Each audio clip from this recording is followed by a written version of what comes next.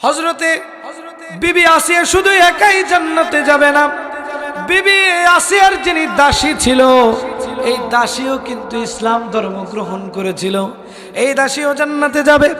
এই দাসীর নাম ছিল মাসিতা। কি নাম ছিল? মাসিতা। এই দাসী কেমন কষ্ট করতো জানেননি? আরে বাবাজি, একদিন হঠাৎ করিয়া বিবি আসিয়ার মাথার চুল আশ্রইতেছে এই মাসিতা। বিবি আসিয়ার চুল ছিল এত লম্বা যে উনি যখন গোসল করতে চুলগুলো আশ্রয় দিতেন এবং চুলগুলা রৌদ্রে শুকাইতে দেওয়া লাগতো। জান্নাতি নারীদের চুল অনেক সময় বড় বড় ছিল। কিতাব ঘাটলে পাওয়া যায় দুনিয়াতে যত জান্নাতি নারী এসেছে তাদের অধিকাংশের চুল অনেক বড় ছিল।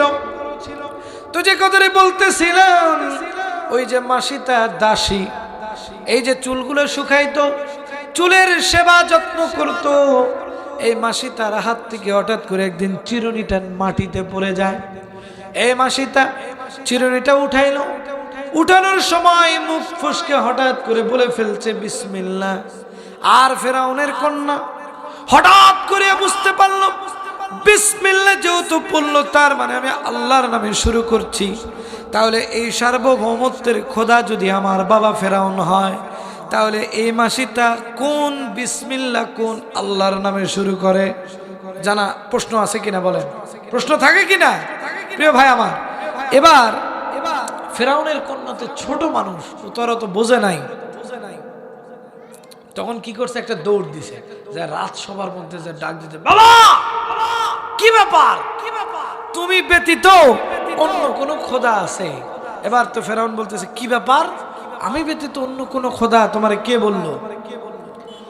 তখন এবার ফেরাউনের কন্যা ডাক দিয়ে বলতেছে, বাবা আমি লক্ষ্য করলাম তোমার স্ত্রীর যেই দাসী, আমার আম্মার যেই দাসী, সে চিরুনি উঠানোর সময় কেন যেন বিসমিল্লাহ বলল।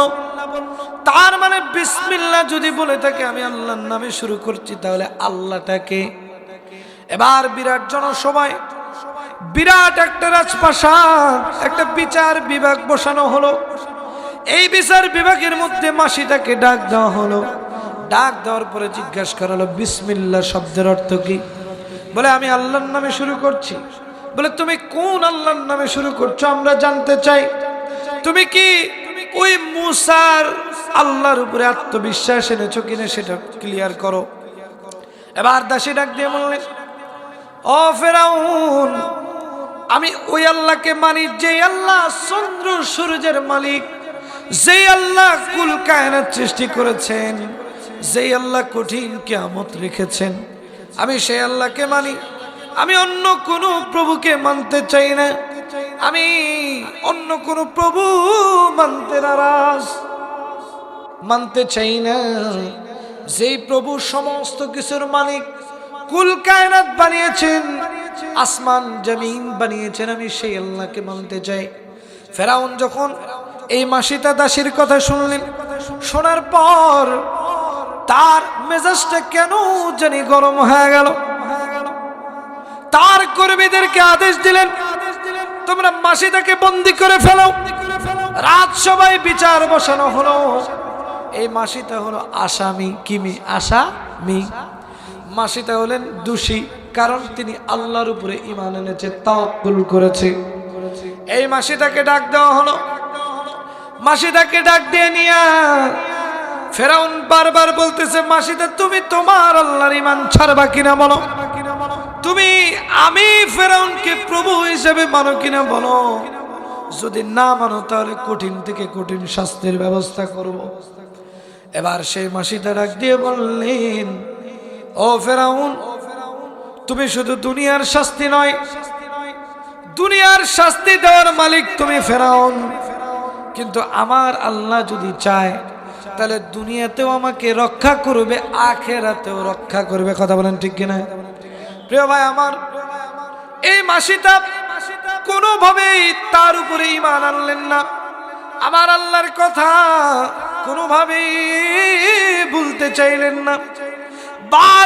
বারবার বলতেছেন, আমি ঈমান এনেছি লা ইলাহা ইল্লাল্লাহ আল্লাহর উপরে যেহেতু ঈমান এনেছি, যদি আমাকে মৃত্যুদণ্ড দিয়ে দেওয়া হয় কোনো সমস্যা নাই, আমি প্রস্তুত। কারণ যারা ঈমানের তাজাল্লি নিয়ে দুনিয়াতে চলে তারা কখনো মৃত্যুর ভয় করে না। কথা বলেন ঠিক কিনা? আপনারা গত 16 বছরে দেখেছেন অনেক উলামা একরাম তাদেরকে প্রস্তাব দেওয়া হয়েছে আমেরিকায় বাড়ি দেওয়া হবে, গাড়ি দেওয়া হবে, কত কি দেওয়া হবে, কিন্তু তারা কোরআনের খাদেম হিসেবে নিজেদের জীবনকে ফাঁসির রশিতে বিলায় দিয়েছে। আমরা লক্ষ্য করেছি। আমি তো নগণ্য মানুষ, আপনারা যারা মুরব্বী আছেন আপনারা অনেকেই ঘটনাগুলো জানেন। প্রিয় ভাই আমার, আমি ওইদিকে যাইতে চাই না। এবার ফেরাউনের রাজসভায় একটা বিরাট কড়াই দেওয়া হলো, কড়াইয়ের মধ্যে তেল দেওয়া হলো, তেলগুলো আগুনে টকবকে গরম করা হচ্ছে। আসিয়াকে বারবার, বিবি আসিয়ার সেই দাসীকে বারবার বলা হচ্ছে, আসিয়ার দাসী তুমি বুঝে শুনে কথা বলো রে দাসী। ও মাসিতা, তুমি যদি ঈমান না ছাড়ো তাহলে তোমাকে আমরা এই জ্বলন্ত টকবকে তেলের মধ্যে দিয়ে দিব। শুধু তোমাকে দিব না, এই দাসের 3টা সন্তান ছিল, একটার বয়স মতান্তরে 8 বছর, দ্বিতীয় সন্তানের বয়স মতান্তরে 6 বছর, তৃতীয় সন্তানটা এই দাসের কোলে ছিল রে ভাই আমার। এই টকবকে আগুন বারবার ফেরাউনের কৃতদাসরা তাকে জিজ্ঞাসা করতেছে, ও আসিয়ার দাসী, তুমি কি ঈমান ছাড়বা নাকি তোমার সন্তানকে জ্বলন্ত আগুনে দিব? আপনারা চিন্তা করে দেখেন বর্তমান যে আমাদের ঈমানের হালত। আমার মাকে যদি বলা হয় তোমার ছেলেকে এইমাত্র হত্যা করা হবে, তুমি যদি মুশরিক না হও, কাফের না হও, বলেন তো করবে কি করবে না? আমাদের বর্তমান ঈমান এত শক্তিশালী নয়। সেই দাসী মাসিতা এক বাক্যে বললেন, ও ফেরাউন, তুমি শুধু আমাকে নয়, যদি আমার সন্তানগুলোকে হত্যা করো তবু আমি ঈমান ছাড়বো না, ঈমান ছাড়বো না, কোন পরিস্থিতিতে আমি ঈমান ছাড়তে প্রস্তুত নই। প্রিয় ভাই আমার, এবার সে 8 বছরের সন্তানটাকে নেওয়া হলো মায়ের সামনে। 8 বছরের সন্তানটাকে গরম তেলের মধ্যে দেওয়া হলো। মা, জনম দুঃখিনী মা কেন যেন চিৎকার করে কান্দে, আর ডাক দিয়ে বলে, ও গো আল্লাহ, আপনার কাছে বিচার দিলাম গো আল্লাহ, যদি দুনিয়ায় ইসলাম প্রতিষ্ঠিত করে দেখি, ও গো আল্লাহ, আমার 3টা সন্তান আজকে মারা যায়। ও মাবুদ, যদি আমিও জ্বলন্ত এই টকবকে আগুনের মধ্যে শেষ হয়ে যায়, ও গো আল্লাহ, আপনি আমাকে কোন প্রকার দয়া মায়া দিয়েন না, আমার মধ্যে আপনি একটা হিংসা, একটা আক্রোশ দিয়ে দেন, যাতে করে আমি মার সামনে সন্তানগুলো টকবকে এই আগুনের মধ্যে জ্বলতে থাকবে, তারপরেও যেন আমার কোনো মায়া না হয়। মায়ের সামনে যদি সন্তানকে এভাবে আঘাত করা হয়, দুনিয়ার কোনো মা সহ্য করতে পারে কিনা বলেন? মা কাঁদতেছে, ঘোড়ার মতো চিৎকার দিচ্ছে। কেন যেন হঠাৎ করে দাসী আসিতা হেসে উঠলেন। এবার ফেরাউনের সমস্ত কর্মচারীরা অবাক দৃষ্টিতে তার দিকে তাকায় রইলেন। কি ব্যাপার, কি ব্যাপার? আমরা ওর সন্তানকে টকবকে আগুনের মধ্যে দিলাম, আর দেখে আসে ও মনে হয় পাগল হয়ে গেছে, পাগল হয়ে গেছে। এবার হাসা দেখে ফেরাউন রাগান্বিত হয়ে গেলেন। এবার ডাক দিয়ে বললেন, ওর দ্বিতীয় সন্তানটাকেও আগুনে নিক্ষেপ করে দাও। এবার দ্বিতীয় সন্তানটাকে নিয়ে যাওয়া হলো। মাকে বারবার জিজ্ঞাসা করা হচ্ছে, তুমি ইসলাম ছাড়বা কিনা বলো, তুমি যদি ইসলাম না ছাড়ো তাহলে তোমার সন্তানকে ভিতরে নিক্ষেপ করা হবে।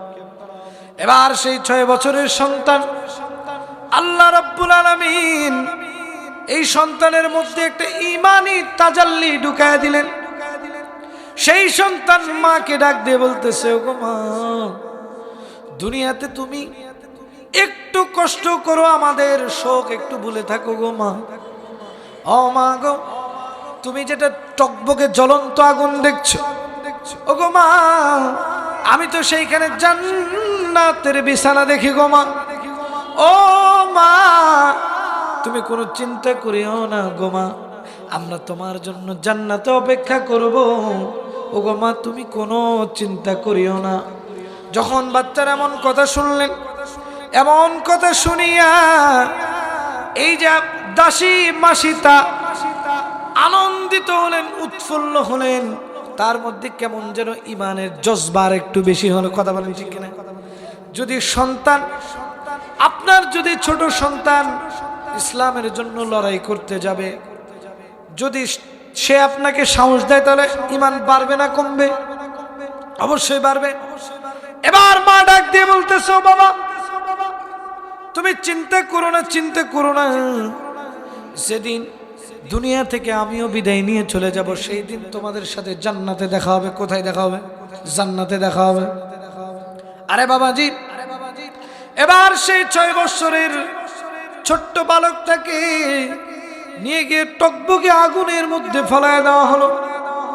সেই বাচ্চা কান্দে, মাও কান্দে। মা যতই শক্ত হোক না কেন, সন্তানের যদি কষ্ট দেখে, জীবনে কোনোদিন কোনো মা বাবা সহ্য করতে পারবে না।